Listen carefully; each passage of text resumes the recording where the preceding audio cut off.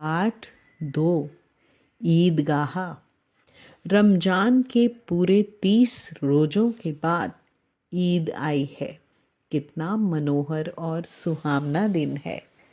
आज का सूरज देखो कितना प्यारा, कितना शीतल है, मानो संसार को ईद की बधाई दे रहा है। गांव में कितनी हलचल है। ईदगाह जाने की तैयारियां हो रही हैं। बच्चे सबसे ज़्यादा खुश नज़र आ रहे हैं। बार बार जेब से खजाना निकालकर गिनते हैं। महमूद गिनता है, 1, 2, 10, 12। उसके पास 12 पैसे हैं। मोहसिन के पास 15 पैसे हैं। इन्हीं पैसों से वह अनगिनत चीज़ें खरीदेगा।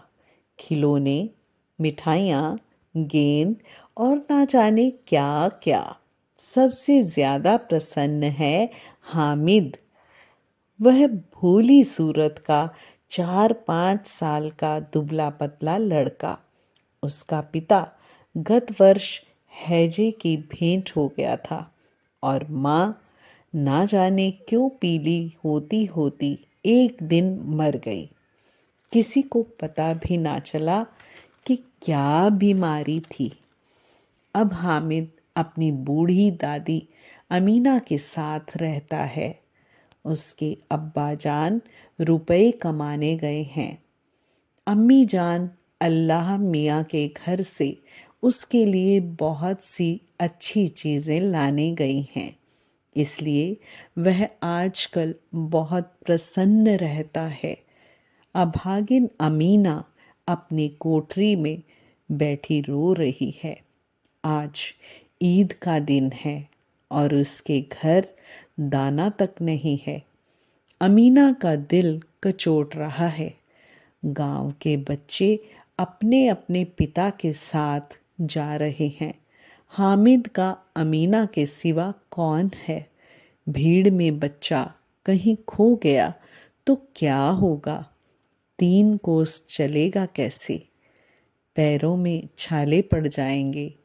जूते भी तो नहीं हैं। गांव से रेला चला और बच्चों के साथ हामिद भी जा रहा था। शहर का दामन आ गया। बड़ी बड़ी इमारतें, अदालत, कॉलेज, क्लब घर आदि दिखाई देने लगे। हलवाइयों की दुकानें मिठाइयों से सजी हुई थी। ईदगाह जाने वालों की टोलियां नजर आने लगी। एक से एक सुंदर वस्त्र पहने हुए सहसा ईदगाह नजर आया। लाखों सिर एक साथ सजदे में झुक जाते हैं। फिर सब के सब एक साथ खड़े हो जाते हैं। नमाज खत्म हो गई। लोग आपस में गले मिल रहे हैं। अब खिलौने की दुकान पर धावा होता है। हामिद दूर खड़ा है। उसके पास केवल 3 पैसे हैं। मोहसिन भिश्ती खरीदता है। महमूद सिपाही, नूरे वकील और समीत धोबन। हामिद खिलौने को ललचाई आंखों से देखता है और अपने आप को समझाता है, मिट्टी के तो हैं, गिरे तो चकनाचूर हो जाए। फिर मिठाइयों की दुकानें आती हैं। किसी ने रेवड़ियाँ ली, किसी ने गुलाब जामुन, किसी ने सोहन हलवा। मिठाइयों के बाद कुछ दुकानें लोहे की चीज़ों की आती हैं। कई चिमटे रखे हुए थे।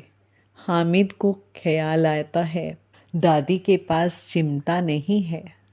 तवे से रोटियां उतारती हैं तो हाथ जल जाता है। अगर वह चिमटा ले जाकर दादी को दे दे तो वह कितनी खुश होगी। फिर उनकी उंगलियां कभी न जलेंगी। दादी अम्मा चिमटा देखते ही दौड़कर मेरे हाथ से ले लेंगे और कहेंगी, मेरा बच्चा अम्मा के लिए चिमटा लाया है।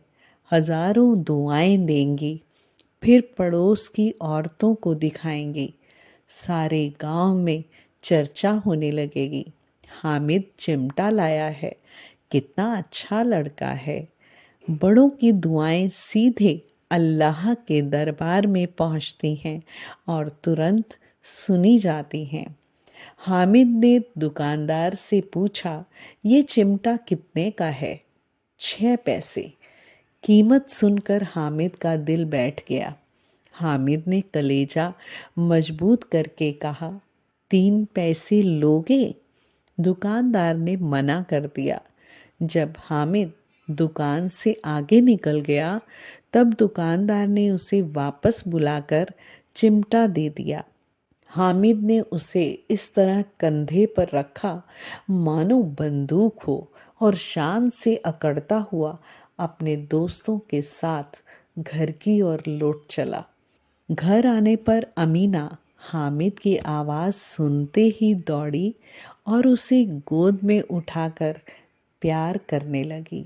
सहसा उसके हाथ में चिमटा देखकर चौंकी। ये चिमटा कहाँ से लाया? यह मैंने मोल लिया है। के पैसे में? 3 पैसे दिए। अमीना ने छाती पीट ली। ये कैसा बेसमझ लड़का है कि दोपहर हुई, कुछ खाया न पिया, ईदगाह से लाया क्या? चिमटा।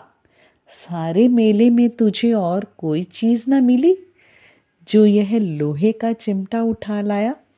हामिद ने अपराधी भाव से कहा, तुम्हारी उंगलियां तवे से जल जाती थी, इसीलिए मैंने इसे ले लिया। अमीना का क्रोध तुरंत स्नेह में बदल गया। यह मूक स्नेह था। बच्चे में कितना त्याग, कितना सद्भाव और कितना विवेक है।